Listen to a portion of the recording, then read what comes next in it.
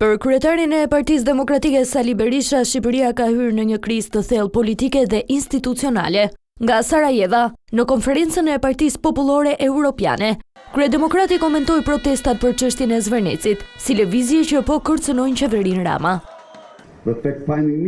Por sot, siç më pyesni, vendi im, Shqipëria, ndodhet në sallën e urgjencës. Është vërtet një dhomë urgjence, po përballet me protesta që nuk janë parë më parë.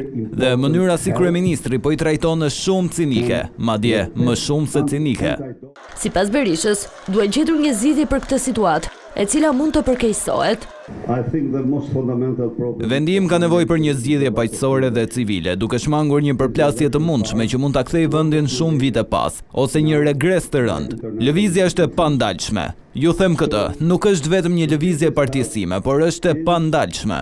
Është me rëndësi themelore që kjo të merret seriozisht dhe të gjendet një zgjidhje paqësore, me një qeveri kujdestare që ta çojë vendin drejt zgjedhjeve të lira dhe të ndershme. Këto janë edhe kërkesat kryesore të tyre, përfshirë edhe dorëheqjen e kryeministrit.